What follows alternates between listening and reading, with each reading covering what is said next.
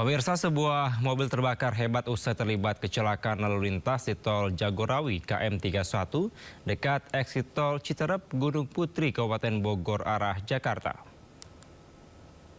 Tol Jagorawi kebakaran. Terlihat api membakar satu mobil di sisi kiri jalan, di mana kecelakaan melibatkan satu unit Jeep dan sebuah mobil BMW. Terdengar suara sirene mobil pemadam kebakaran yang sudah tiba dan berupaya memadamkan api. Pengendara yang melintas berupaya hati-hati karena api masih menyala. Akibat dari kebakaran mobil ini, lalu lintas tol Jagorawi KM 31 dekat eksit tol Citerep, Gunung Putri, Kabupaten Bogor, arah Jakarta alami kepadatan. Kebakaran di tol Jagorawi, kebakaran.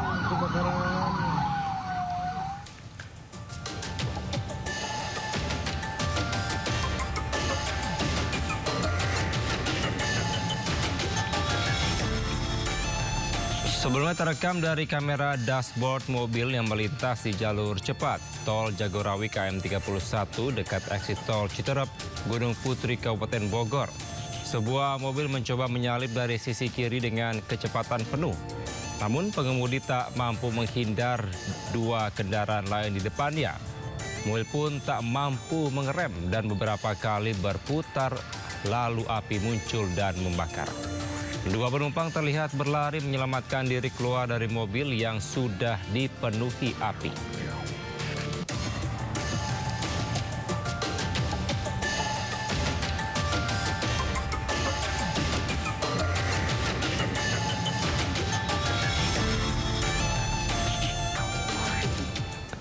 Kita beralih ke Lampung, pemirsa. Rombongan pelamar pengantin harus terjebak jalan rusak di sebuah tangga bus menuju Lampung Barat. Beginilah kondisi rombongan keluarga pelamar pengantin yang tengah menuju ke Lampung Barat. Rombongan pengantin ini terjebak di jalan rusak di Suwo Tanggamus. Mobil-mobil rombongan terpaksa berhenti di jalanan berlumpur ekstrim layaknya lintasan off-road. Seorang ibu yang merupakan bagian dari rombongan mengeluh jalan yang sangat rusak di jalan Suwo Tanggamus. Bahkan ibu tersebut memberikan saran ke calon pengantin dalam bahasa Jawa. Ibu tersebut menyatakan seharusnya sebelum cari calon istri, disurvei dulu jalanan ke rumahnya. Kalau jalanan rusak begini ya seperti apa ya?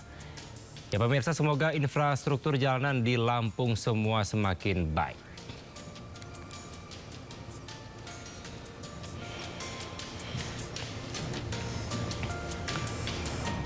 Imbas banjir yang kerap melanda Jalan Mitra Bahari, salah satu ruas jalur utama di Penjaringan, Jakarta Utara, rusak parah hingga amblas di beberapa titik. Dan berikut laporan dari Anissa Rizkia dan juru kamera Muhammad Koirudin.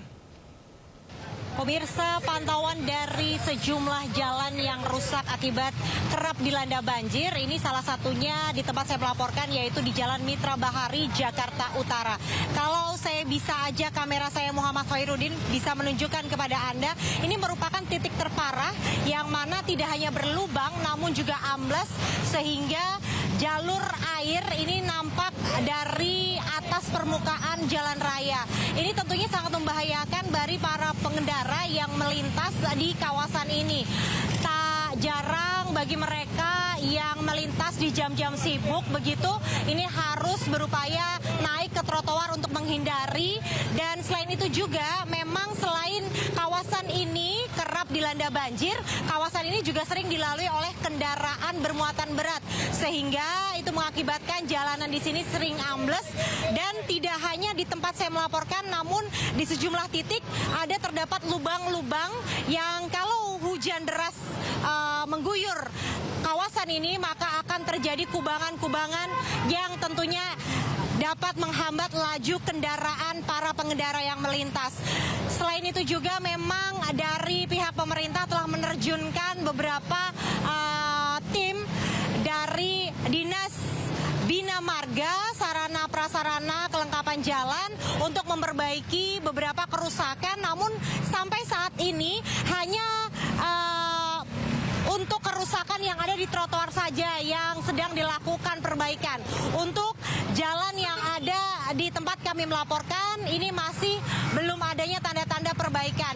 Tentunya warga dan juga para pengendara yang kerap melintas di kawasan ini berharap agar pemerintah segera melakukan perbaikan secara total, dan itu menjadi harapan kita bersama-sama.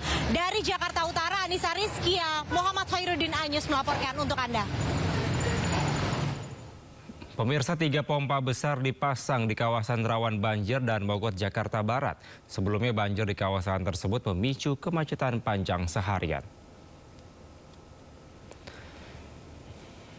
Gubernur Jakarta Pramono Anung mengakui banjir di Daan Mogot, Jakarta Barat tak bisa dihindari lantaran kondisi jalan di bawah Sungai Mukerfart. Agar tidak memicu macet, Pemprov DKI Jakarta menyiapkan solusi jangka pendek, yaitu memasang 3 pompa stasioner berkapasitas 7.000 liter per detik di lokasi. Sebelumnya di lokasi ini hanya ada pompa mobile, itu pun hanya bisa menyedot banjir 1.000 liter per detik. Dalam jangka menengah, Pemprov DKI tengah mengkaji pembangunan flyover sepanjang 2 km untuk mencegah kemacetan akibat luapan Kali Mukerfart. Sebelumnya 4 hari lalu banjir di Jalan Daan Mogot memicu kemacetan seharian. Ratusan kendaraan terjebak macet hingga 3 jam.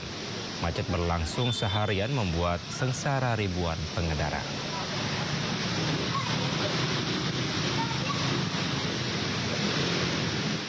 Sementara banjir parah terus menerjang desa Pantai Harapan Jaya di Bekasi, Jawa Barat. Akibatnya aktivitas warga desa lumpuh dan membuat lebih dari 15.000 warga mengungsi.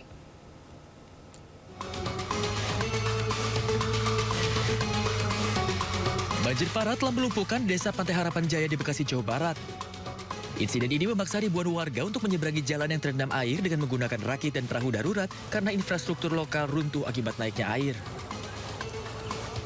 Bahkan penduduk lainnya harus berjalan untuk menembus area yang tergenang. Banjir besar yang mencapai kedalaman 1 meter ini terjadi ketika Sungai Citarum meluap, mengirimkan aliran air yang deras ke desa tersebut.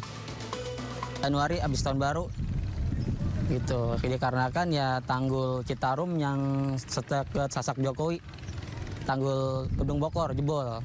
Ya karena di sini kan daerahnya daerah sangat dalam nih, desa Penjaya paling bawah, jadinya buang air ke sini semua, jadi alur Cali Ciherang juga ke sini, gitu. Jadi semuanya dampaknya ke sini. Terus lagi di lautnya juga dangkal gitu, jadinya air nggak bisa mengalir. Banjir yang sudah berlangsung selama 4 minggu ini membuat warga bergulat dengan kerugian ekonomi yang semakin besar dan penyebaran penyakit yang ditularkan melalui air. Susah nyari uang, udah kesana sini susah Pak, udah nggak bisa ini, nggak bisa jalan.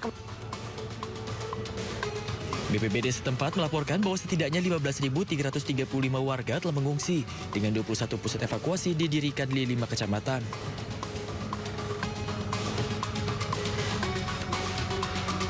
Krisis ini dapat memburuk karena pihak berwenang mengeluarkan peringatan banjir bandang menjelang hujan lebat yang diperkirakan akan terjadi dalam beberapa hari mendatang. Pemirsa, cuaca ekstrim berupa hujan deras dan angin kencang menerjang di sejumlah wilayah di Banjarnegara, Jawa Tengah. Tak hanya itu, hujan juga membawa butiran kristal es berukuran besar hingga menggegerkan warga dan merusak sejumlah rumah warga.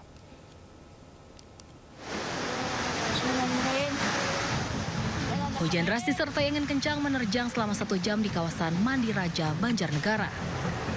Tak hanya itu, hujan deras juga membawa butiran es hingga menimbulkan suara kencang saat jatuhnya di atap milik warga. Akibatnya, belasan rumah warga mengalami kerusakan, terutama pada bagian atap seng dan genteng.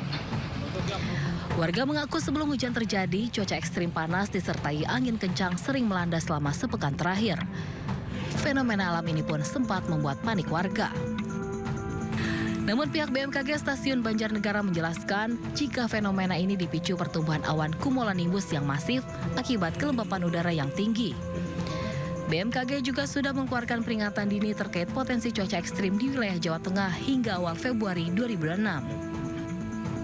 Masyarakat diimbau waspada terutama saat hujan dengan intensitas lebat yang disertai kilat dan angin kencang guna menghindari resiko bencana hidrometeorologi seperti pohon tumbang, tanah longsor, tersambar petir dan hujan es. Dari Banjarnegara, Jawa Tengah, Nurdin Fauzi, iNews melaporkan. Pemirsa, bangunan sekolah hancur tertimbun longsor. Puluhan pelajar SD negeri di Biren Aceh belajar di tenda darurat. Meski dengan alat serba kekurangan, para pelajar tetap semangat bersekolah.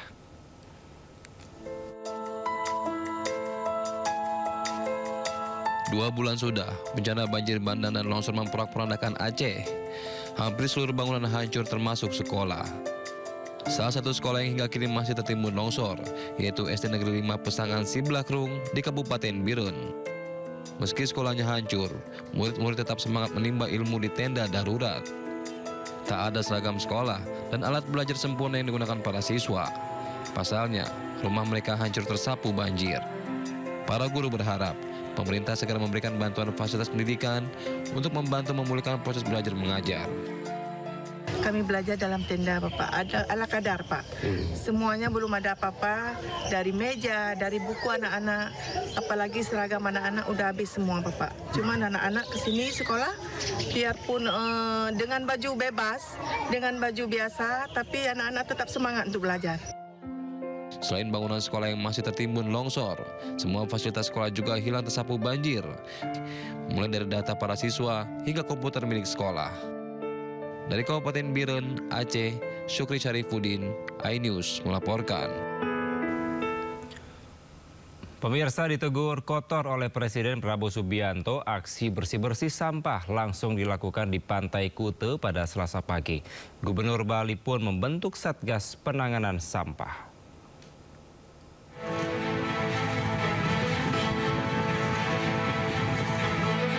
Gerak cepat penanganan sampah di kawasan wisata Kuta langsung dilakukan Forkopimda Bali, melibatkan TNI Polri, Dinas Lingkungan Hidup serta siswa sekolah untuk aksi bersih-bersih pantai. Sampah plastik dan kayu kerap memenuhi kawasan Pantai Kuta yang merupakan sampah kiriman di musim angin barat di bulan Desember hingga Februari. 8 alat berat pun dikerahkan membantu kegiatan. Sampah yang terkumpul akan dipilah untuk dijadikan pupuk kompos dan sisanya dibawa ke tempat pembuangan akhir. Sampah itu di laut ada dua, ada anorganik dan organik. Yang anorganik tentunya itu campur antara plastik, ada dedaunan, ada binatang-binatang laut. Itu akan dipilah, kemudian akan dibawa ke TPA karena TPA masih bisa berfungsi ya. Tetapi kayu-kayu kita potong, sekarang kita kerahkan tukang potong, itu kita akan bawa ke mesin wood chipper kami di Mengui Tani. Setelah menjadi bubuk, dia banyak fungsinya, bisa buat kompos, bisa untuk menguruk, bisa untuk media tanam. Itu untuk kayu-kayunya. Kita udah siapkan alat untuk mencacah. Aksi bersih-bersih ini digelar usai kritikan Presiden Prabowo terkait penanganan sampah di kawasan wisata Kuta. Oh, Bali so dirty now. Bali not nice. Maaf ya, Gubernur Bupati-Bupati dari Bali ini real loh. Bali bulan Desember 2025. Ini pantai Bali. Bagaimana turis mau datang ke situ lihat sampah?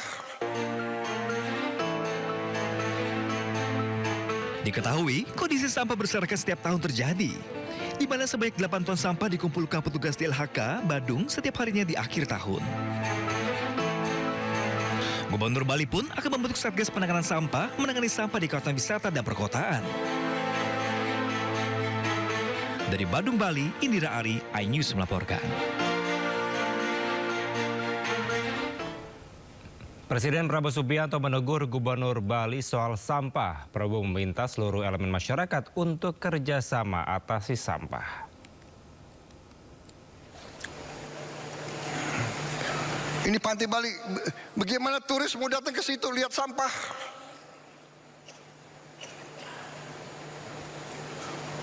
Gubernur, Bupati, SMA, SMP, SD di bawah kendali saudara. Apa susahnya sih? Entah hari Sabtu, hari Jumat, semua anak sekolah kumpul di pantai ini. Ini pantai kita, ini halaman kita. Ayo kita bersihkan rame-rame korve.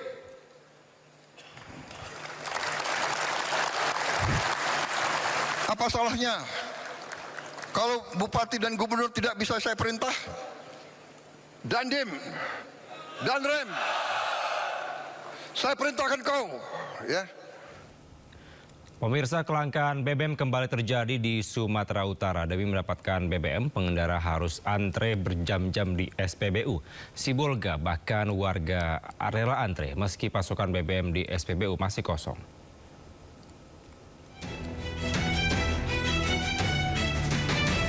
Kelangkaan BBM kembali terjadi di Mandailing Natal, Sumatera Utara. Sejak 3 hari terakhir, ratusan kendaraan mengantri di sejumlah SPBU. Sementara SPBU lain kehabisan stok BBM. Warga mengaku harus mengantri berjam-jam demi mendapatkan jatah BBM. Jam 10 tadi. Oh, ini udah jam 1, 3 jam ya Pak ya? Iya. Belum dapat juga Pak? Belum. Ini belum tentu dapat ini. Udah berapa lama ini Pak kita ini Pak? Kalau saya ingat sudah 3 hari lah. 3 hari ini Pak ya Pak ya? Iya. Tahu Pak alasannya Pak? Kurang tahu juga. Kelangkaan BBM juga terjadi di kota Sibolga. Antrian kendaraan mengular panjang di sejumlah SPBU. Bahkan, banyak warga yang sudah mengantri sejak subuh demi mendapatkan BBM. Meski belum ada kepastian kapan pasukan BBM tiba, namun warga masih tetap bertahan di SPBU. Diduga kelangkaan BBM terjadi akibat keterlambatan pasokan.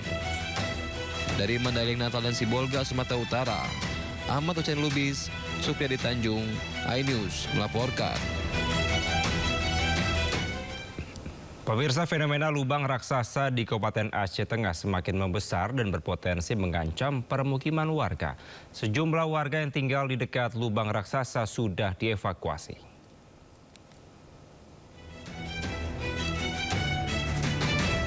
Fenomena lubang raksasa di Pondok Balik, Kecamatan Ketol, Aceh Tengah semakin meluas dan berpotensi mengancam area perkampungan warga. Lubang raksasa atau sinkhole ini merusak lahan pertanian dan perkebunan warga hingga merusak infrastruktur desa. Saat ini warga di 5 rumah yang berada dekat lokasi sudah dievakuasi ke tempat penampungan sementara. Longsoran yang terjadi di sekitar Kampung Pondok Balik yang saat ini seperti yang sudah kita saksikan sudah sampai ke Lomokus buat jalan Pondok Balik ke arah ke Benua Meriah. Kemudian berdampak juga ke perkebunan masyarakat. Badan Penanggulangan Bencana Daerah Aceh Tengah menyatakan fenomena pergerakan longsoran tanah di wilayah Kampung Bah, Kecamatan Ketol itu terus membesar sejak pertama kali muncul di tahun 2000. Bahkan sempat terjadi relokasi tempat tinggal warga di Kampung Bah Serempah ke Kampung Serempah Baru di tahun 2013 dan 2014. Kita ke informasi lain, pemirsa, siap-siap ditilang kalau Anda masih bandel berkendara tanpa helm, bonceng 3 hingga lawan arus. Selama 2 pekan, pemirsa, polisi menggelar operasi keselamatan jaya di berbagai ruas jalan di Jakarta.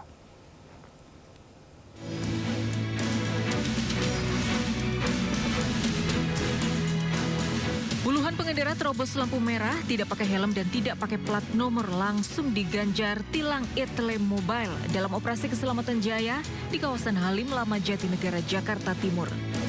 Digelar selama 14 hari mulai Senin kemarin, operasi ini menyasar pelanggaran terkait keselamatan berkendara.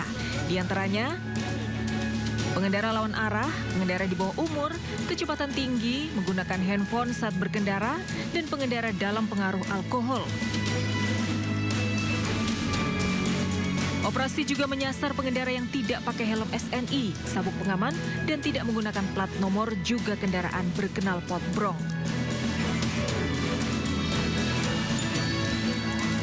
Sebelumnya, sejak 28 Januari hingga 11 Februari 2026, Polda Metro Jaya juga menggelar Operasi Pekat Jaya. Selama pekan pertama operasi, Polres Metro Jakarta Timur menggagalkan 5 indikasi tawuran dan mengamankan 27 orang, 20 diantaranya anak-anak.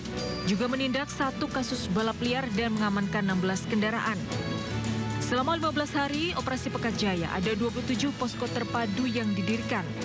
Operasi ini bertujuan memberikan rasa aman menjelang bulan Ramadan. Dari Jakarta, Tim Liputan iNews melaporkan.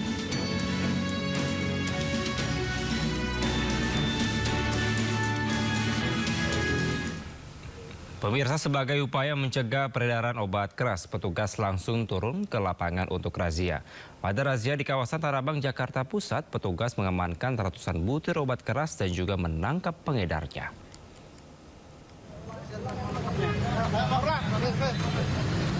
Marjaya. Ya. Dari Marjaya ke bawah. 5 pengedar obat keras eceran terjerat razia petugas di Pasar Tanah Abang, Jakarta Pusat. Pelaku dirazia lantaran nekat menjual obat keras yang masuk kategori daftar G secara terang-terangan dan tanpa resep dokter. Sebanyak 900 butir obat daftar G disita petugas dari tangan pelaku. Obat-obatan keras sering disalahgunakan untuk menimbulkan efek memabukkan. Selain itu, ratusan butir obat keras yang dijual secara ilegal ini diduga obat palsu. Selanjutnya petugas akan menelusuri produsen hingga pemasok obat-obatan kepada penjual. Sementara kelima pedagang obat keras yang terjaring diminta untuk membuat surat pernyataan dan hanya disanksi tindak pidana ringan. Dari Jakarta, Rani Sanjaya, iNews melaporkan. Pemirsa, korban pencurian mesin kopi di Aceh Tengah, Aceh justru ditetapkan polisi sebagai tersangka dan terancam hukuman 1 tahun 6 bulan penjara. Sementara di Medan, Sumatera Utara, korban pencurian juga ditetapkan sebagai tersangka oleh polisi.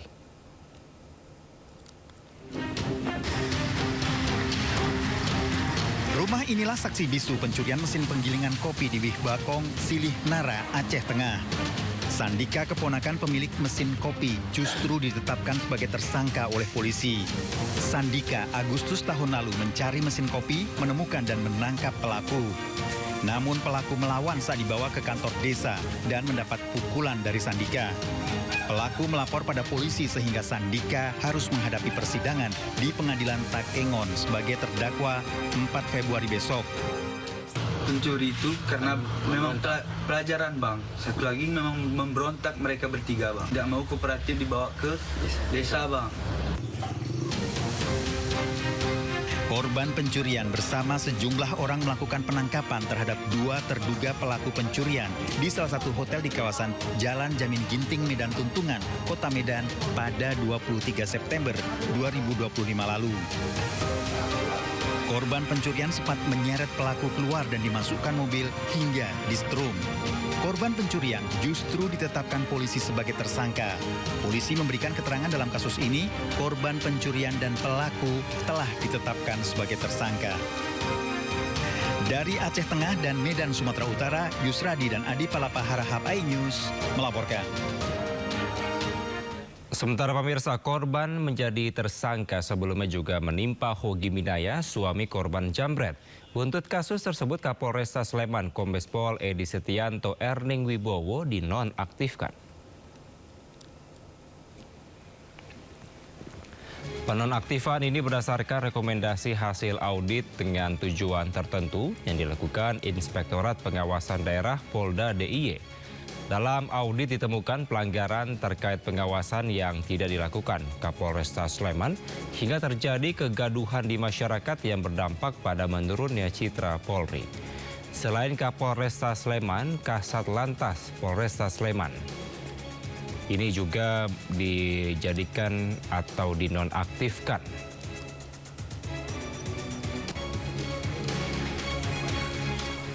Saya selaku Kapolda Daerah Istimewa Yogyakarta telah menonaktifkan Kapolresta Sleman Kombes Pol Edi Setianto terkait dengan temuan hasil audit dengan tujuan tertentu yang dilakukan Inspektorat Daerah dipimpin langsung oleh Pak Irwasda. Ditemukan adanya dugaan pelanggaran terkait dengan pengawasan yang tidak dilakukan oleh Kapolres. Jadi, karena tidak dilakukan pengawasan, dalam proses penegakan hukum terjadi kegaduhan, ketidakpastian hukum yang terjadi saat ini di tengah masyarakat dan menjadi pemberitaan sehingga menurunkan citra Polri. Untuk itu, hari ini sudah saya nonaktifkan pada pukul 10. Serah terima tanggung jawab kepada saya. Dan saya telah menunjuk pengganti pelaksana harian Kapolresta Sleman, Kombes Pol Rudi, yang sekarang sebagai Dir Narkoba. Terkait dengan Kasat Lantas, hari ini juga akan dilakukan penggantian, sedang dilakukan terkait juga temuan dari hasil rekomendasi audit dengan tujuan tertentu. Diduga ada pelakuan pengawasan yang tidak dilakukan oleh Kasat Lantas, sehingga dalam proses penyidikan Laka Lantas menimbulkan Sementara itu, pemirsa, Kejaksaan Negeri Sleman, Yogyakarta resmi umumkan penghentian perkara Hogi Minaya yang sebelumnya menjadi tersangka usai membela istrinya dari aksi penjamretan.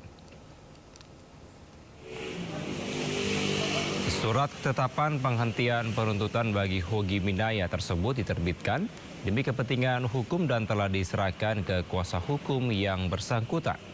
Pengumuman penghentian perkara Hogi Minaya ini disampaikan Kepala Kejaksaan Negeri Sleman, Bambang Yunianto, pada Jumat.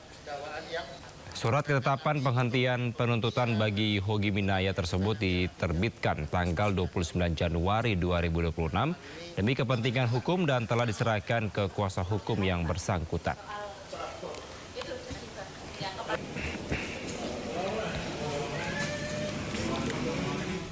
Pemirsa, petugas Satpol PP meninggal dunia saat berupaya mengamankan ODGJ yang mengamuk di Kebumen, Jawa Tengah.